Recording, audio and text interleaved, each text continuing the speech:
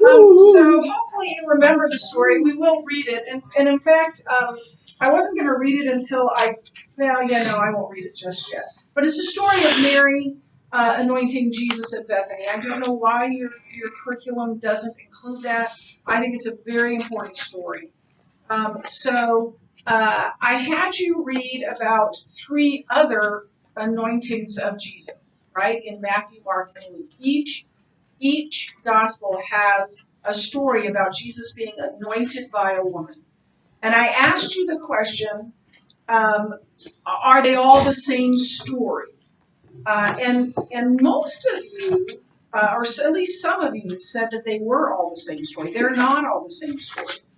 There are parts of Luke's story that are very different from what we see in Matthew, Mark, and John. Are there differences between Matthew and Mark and John? Yes, but we'll talk about those because they're very compatible. What's not compatible, so Matthew and Mark are the same story. Luke is not. So here's what's not compatible. Who was Mary? Just tell me something you know about Mary. This Mary, Mary of Bethany. She's the sister of Martha, or do you want more something? Yeah, and Martha's sister and Lazarus' sister. Yeah, what else? She came from a wealthier family. She came from a wealthier family. Yeah. She wasn't so-called Hindu. That was empty. Right. That's a big difference, right? It was a sinful woman who came to Jesus. By the way, great story in and of itself. Here's this sinful woman, and a Jewish male shouldn't let a woman touch her unless you're alone with your wife, or her husband, and let alone a sinful woman. So that's not this. That's not this same thing. And then what did she anoint him? Spikenard. What? Spikenard. No. In Luke.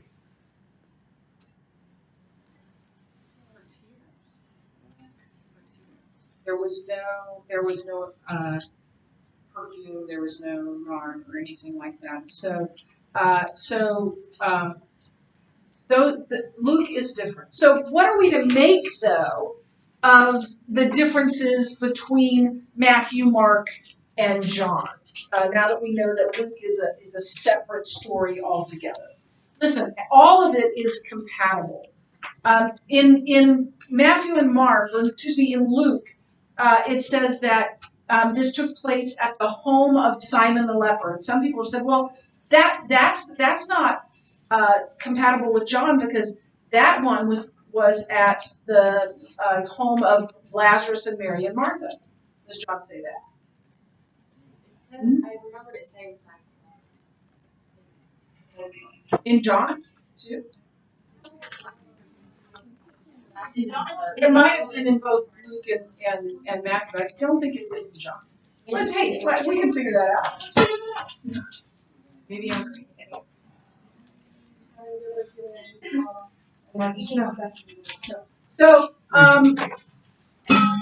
So John only says that Martha served. He doesn't say it was Martha's house. But even if it was Martha's house, it may be that Simon was Martha's father. And so Martha was living in her father's house, and that would not have been unusual. Most homes had many members of the extended family living under that roof. He could have been her husband. Simon could have been her husband, or he may have been a widower. But we don't know for sure. But it doesn't mean that they are in conflict. The two stories are in conflict with one another. Simon himself may have been someone that Jesus had healed. I mean, if you're going to be called Simon the leper, you're a leper. You've had leprosy. But if he still had leprosy, nobody would be in the house with him. He would be in a leper home, right? So it's quite possible that Jesus had healed Simon of that leprosy. We have no way of knowing for sure, but John is completely compatible with all of the other accounts. And Martha easily could have been in charge of the food at Simon's house. I have a friend, a dear friend,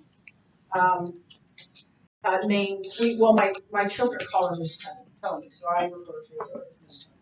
Miss Tony loves to cook. In fact, almost every time she's Italian, so, and she wants to cook for everybody. She'll cook, like she would bring us lunch, all of us.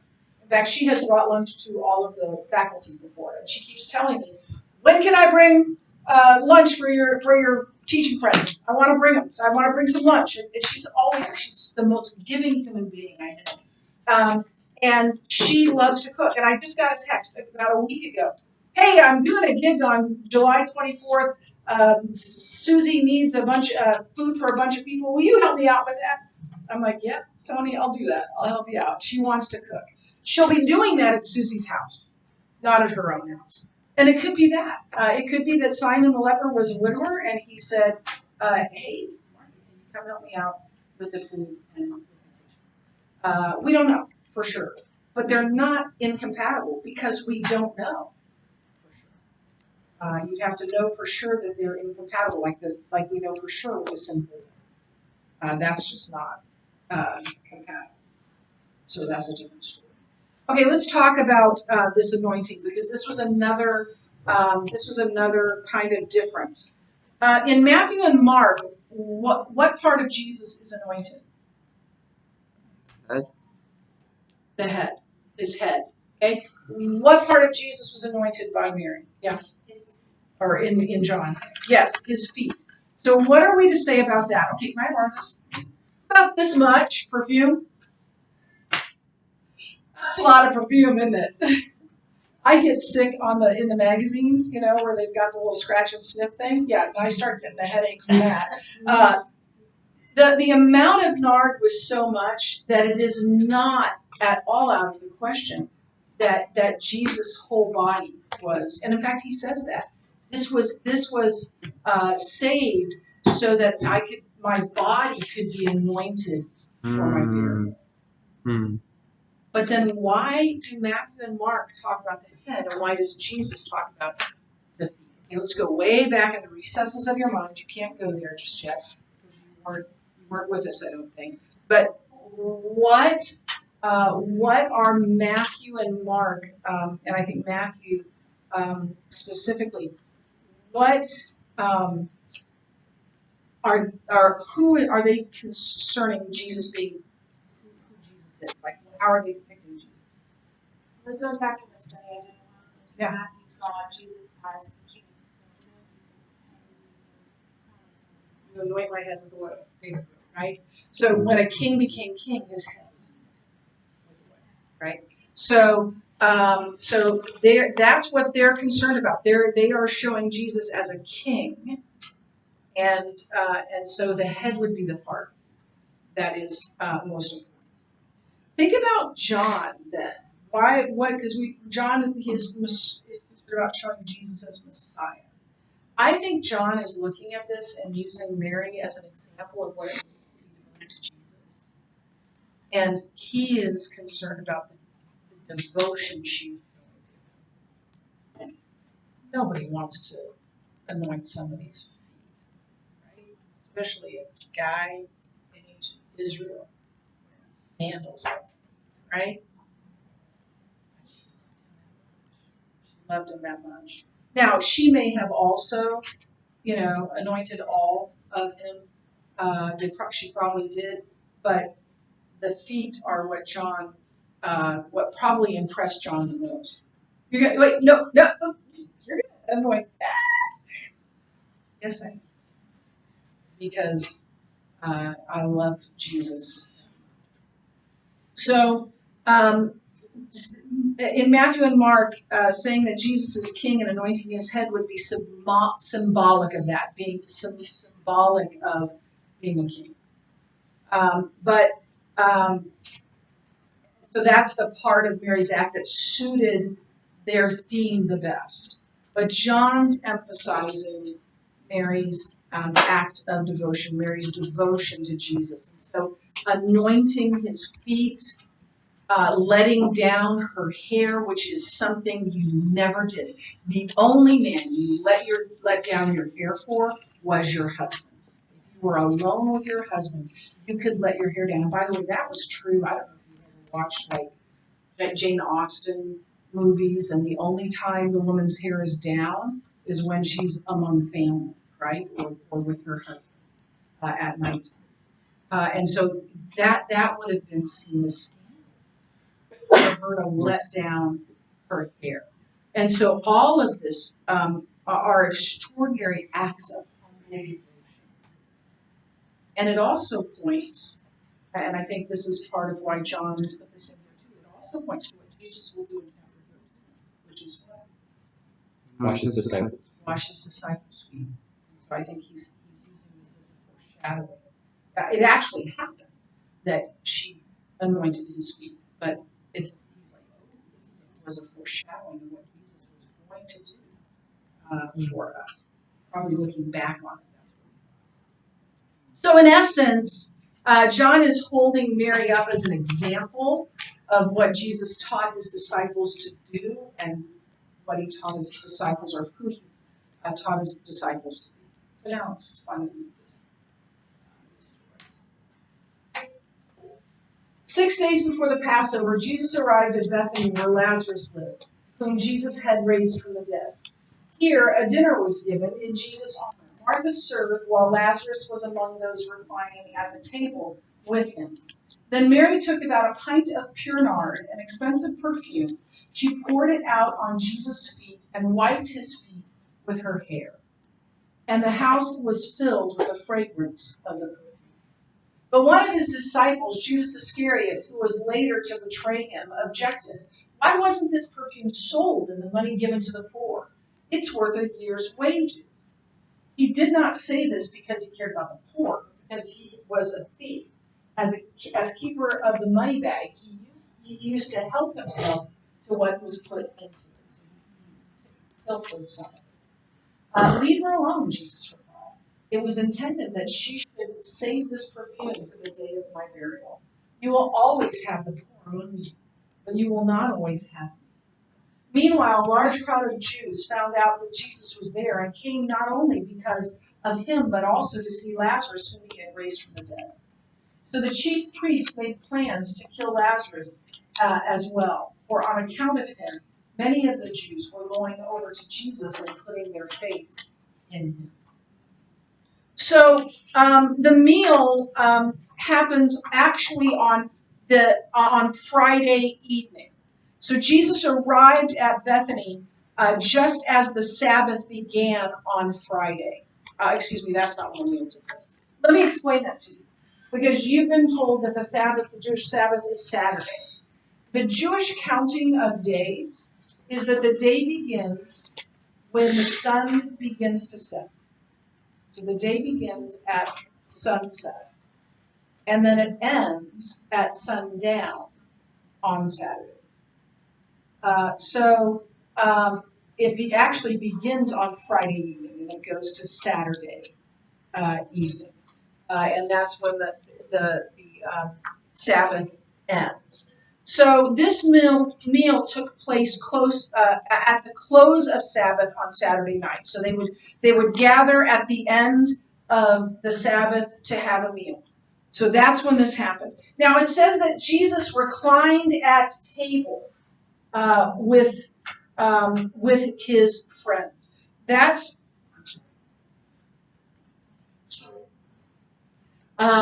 So that sounds weird to us, but it was just the custom of the way they ate. They didn't sit in chairs at tables. They had a low table, and then around the table would be cushions, and then they would lean on their left arm, and then eat with their right hand, because this was the clean hand. So if you were left-handed, that's how you ate. They would eat together. That's when we get to the Lord's Supper.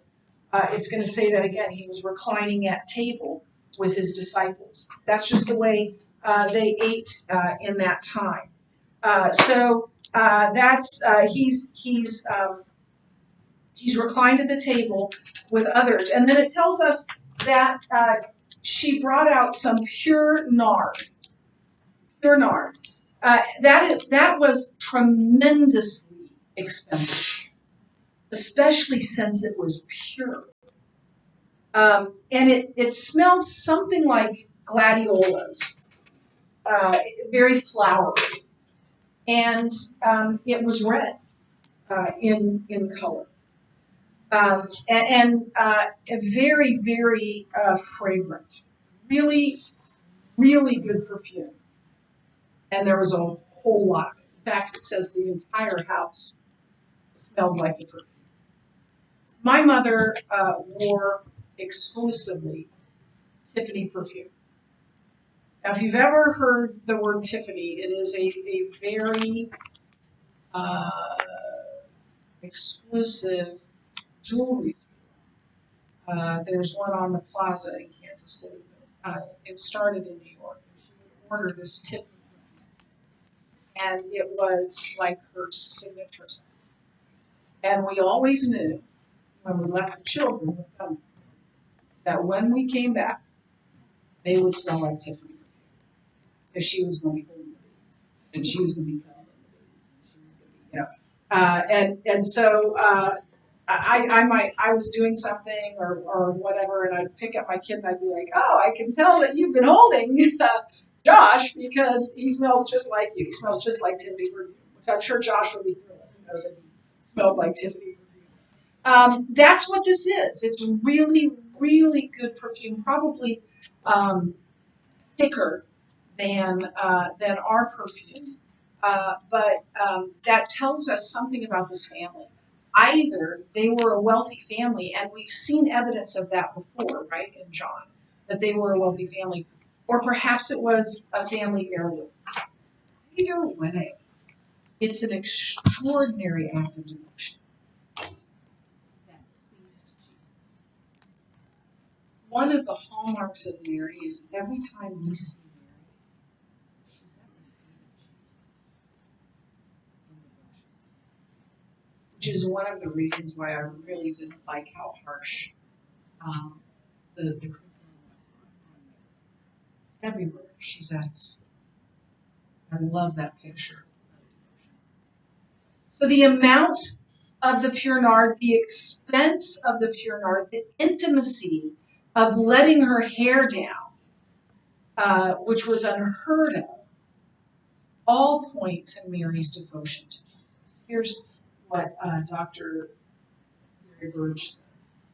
Mary is acting with abandon, extravagant abandon, hoping that the close circle of friends will understand. That they won't be offended, but they'll say, oh, look how much she loves him. And then D.A. Carson says this. This signifies the utmost in self-humbling devotion and love, regardless the cost, the expense of the nard, or what others might think, letting down her hair to wipe Jesus' feet. Didn't matter what it didn't matter what the cost was. She loved Jesus. So she did this. Now, Jesus is going to defend Mary when Judas says, why did you allow her to do this? She could have sold this, and we would have made money. Look, it was probably not just Judas that was thinking that. There are probably people there that were offended, not only about her letting down her hair in front of a bunch of men who were not her husband, but also using this heirloom, this tremendously expensive perfume, and just wasting it on an anointing. Probably others thought the same. Only Judas, for evil intent, was thinking that. Listen, Jesus is not blind. He's not insensitive to the needs of the poor. He took care of the poor while he was on earth. However, and he told us to do the same. And the Old Testament says it everywhere. The Old Testament that he and so, but this is a unique time that we're talking about here in history. The Son of God, the Messiah, is in their midst.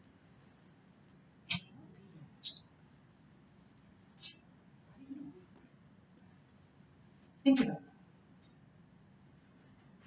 No sacrifice is too much. No gift is too extravagant. That point is that particular point.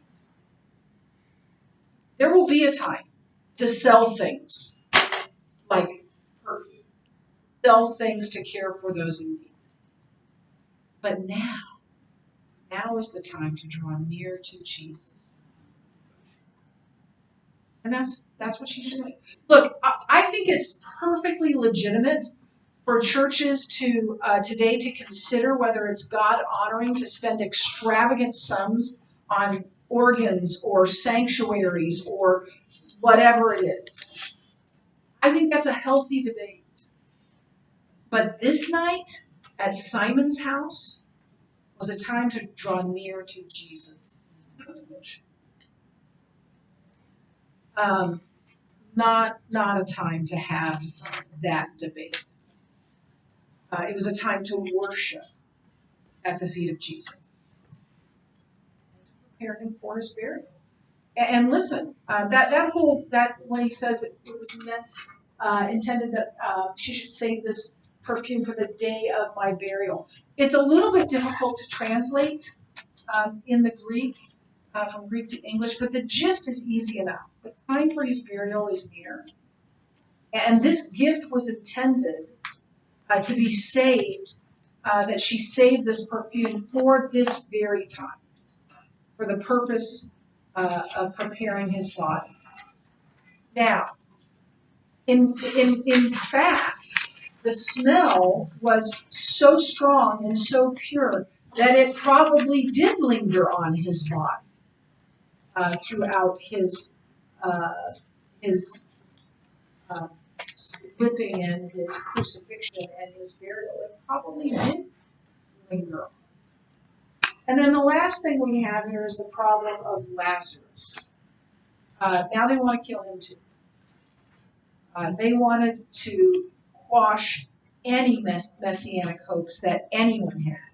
And so arresting and killing Jesus and killing Lazarus was the best way in their mind to do that. Okay, so that's it. You do have homework and you can get started on it now. You've got about 7 minutes. And we'll start together. And then it will be due on Monday. Turn your books to chapter 20.